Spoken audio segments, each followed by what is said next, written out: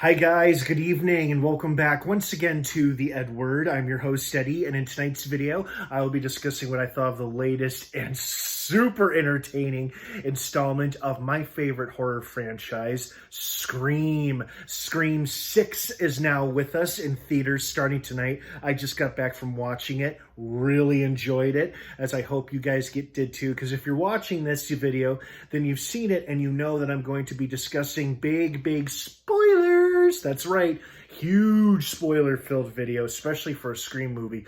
So if you haven't seen Scream 6 yet and you would like to, for God's sake, stop listening to and watching this video, as I'm going to be discussing spoilers and bombshells left and right in the next couple minutes. So you have been warned. That being said, let's dive right back into it. Last chance, spoilers from here on out. Okay, so first off, the opening scene was such a refreshing change of pace. I sincerely thought for a minute there, are we going to get this movie slightly from the perspective of the killers? And I wasn't at all surprised it was Tony Revolori who was that particular Ghostface, because the woman was talking to the guy that the woman was talking to on the phone sounded a lot like him, and I have his voice fresh in my memory because he was recently in the excellent Willow show on Disney Plus. He was a big character in that, and I thought to myself while sitting there, that sounds a lot like Tony Revolori. And then sure enough, oh, it was. So I guess we're gonna know who Ghostface is, or one of the, because this movie gonna be one Ghostface turns on the other. It's just gonna be a solo Ghostface outing for this movie. Nope. One real Ghostface is taking out the two amateurs, as they put it. So that was a very interesting opening scene and so refreshing. It felt so good to see something so different in the opening kill scene. You know, I also, speaking of kills, some excellent, creative, gory death scenes in this movie, both in victims and perpetrators alike. You know, our three Ghostface, well, sorry, there were two Ghostface, and then their dad, who was the cop, was helping conceal or hide their crimes and whatnot. He never dressed up in the costume, but his two dipshit kids did. You know, the body count in this movie was enormous and satisfying. As like a horror gore fan, you know, it was quite satisfying to see so much death. That's such a weird thing to say. If in a movie, it's satisfying to see death in a movie, not real life, because that's very sad and unsettling. But oh man, this movie was exciting. You know, the Ghostface sequences were exciting, action-packed, incredible stunts, lots of great stunt work. You know, and then the death scenes were gory, memorable, shocking. There were so many knives to the eye and to the mouth and just to the face in general, just all over the place. You know, incredible stuff. You know, and I gotta say, I'm really grateful that Kirby was not one of the two Ghostface, because boy, it sure was looking that way for a while. And I think that was meant to be a misdirect, because I thought to myself, oh, the good, it's not her. And then I thought, oh no, did they kill her? Oh, never mind, she's okay, thank goodness. Because that was such a fun twist that, you know, she turned out to be an FBI agent. So I really liked that. I loved how, you know, she really made something of herself and got a second lease on life. That's awesome. So I was glad that it wasn't Kirby. But my other suspects did not check out, because honestly, I thought there was a chance at least one of them might have been Sam or Samantha, because that would have been a real twist. Like, what if she really was a psychopath like her father? But nope, not the case. Same for her sister. I knew none of the love interests could do it.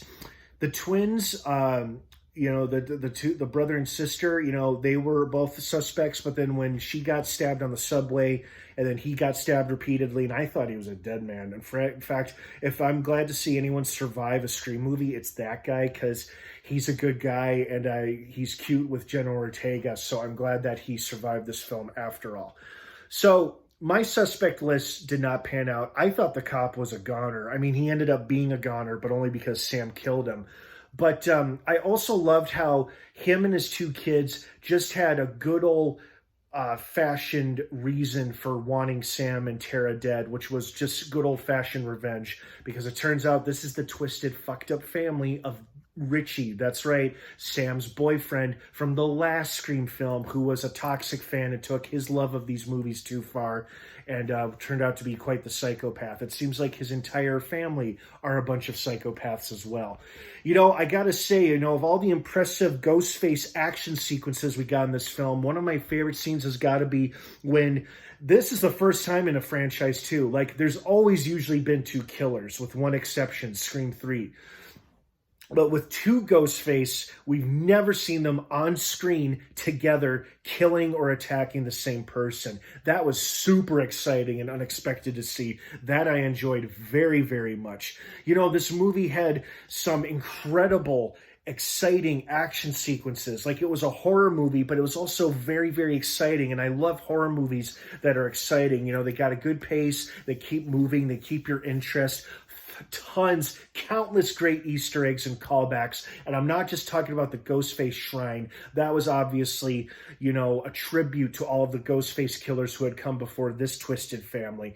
But I'm talking about subtle things like Sam trying to punch Gail and Gail ducking her, but then Tara hitting her right across the face, just like Sidney did in the very first Scream movie. Speaking of Gail, I kind of had her pegged as a goner, but I'm actually quite happy that she survived. I'm sorry for her boyfriend, but I'm glad that Gail survived. At least it's implied, or they said through dialogue, that she survived.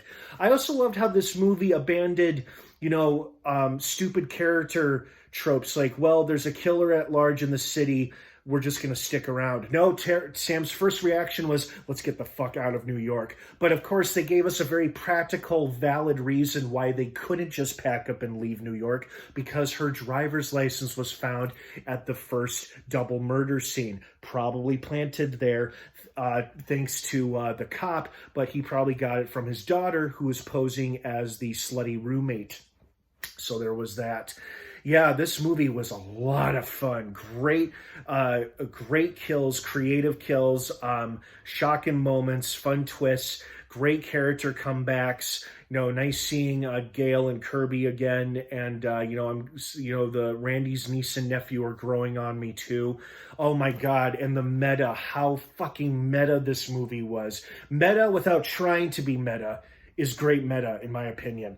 And like in the final closing scene, the little fun post-credit scene when it's her saying, you know, not every movie needs a post-credit scene, and then it just abruptly ends like that. That got a big laugh out of the audience. A couple people groaned, but most of us laughed. We're like, oh, that's funny. That's hilarious. So very entertaining film. You know, I'm really glad that the family just did not have a convoluted, complicated reason for wanting Sam and Tara dead. I love that it was connected to the previous film. It was a little... The one thing I probably didn't like about this movie is, you know, the fact that they were related to one of the original killers, Richie. I mean, not the original killer, but the killer from one of the killers from the last movie, which was Richie, Sam's boyfriend. It was a bit too reminiscent of one of my least favorite Scream films, which is Scream 2. And that was the one when one of the two killers turned out to be Mrs. Loomis, a.k.a. Billy's mother. And she just wanted revenge against Sidney for killing Billy in the original Scream. So, you know, and that's not one of my favorite Scream films. And so when they made that reveal that, oh, this is his family, oh, okay, fine, I'll accept that. It's tolerable. I far preferred that over a convoluted, complicated reason why they wanted these guys dead. They just wanted revenge for Richie. Okay, I can get behind that. So, and you know, I like the Ghostface reveal too. I loved how, you know, one Ghostface appeared besides the cop, and then I thought, oh, so it's him and this guy. Oh, there's the second Ghostface. Interesting. Who could it be? And then a lot of people had called Ethan. I personally didn't. You know, I thought he was going to be red herring and he was going to get gutted or killed during this movie. And he did eventually. He had the TV crush his head, which was a wonderful callback to Stu Macher's death. So that was awesome. And then the girl, the slutty roommate, turned out being one of the killers too. Did not see that coming. But yeah, you know what? This was just a fun, entertaining, solid Scream sequel and a solid entry into the franchise. Honestly, I think these later movies, Scream 4, Scream 5, now this one, Scream 6, are really killing it. And I think, I don't know what it is that they're doing so well, but they're doing something that, for me personally, was missing in Screams 2 and 3. Liked them both fine. Not my favorite Scream movies, but man, the fourth, fifth, and now this sixth one are really doing it for me. So what did you guys think of this movie? I'd love to hear your thoughts and feelings on it. Thank you so much for watching. I hope you enjoyed this movie as much as I did. What did you think of it? Thanks again for watching. Leave your thoughts and opinions and comments down below in the comments section. Try to keep it spoiler free in case anybody happens to be browsing along and we don't want to ruin it for anybody who hasn't seen it yet. Thanks again for watching. Scream 6 is now playing in theaters. Get your tickets now. It's a fun movie. Have a wonderful rest of your night. And of course, until next time, what's your favorite scary movie?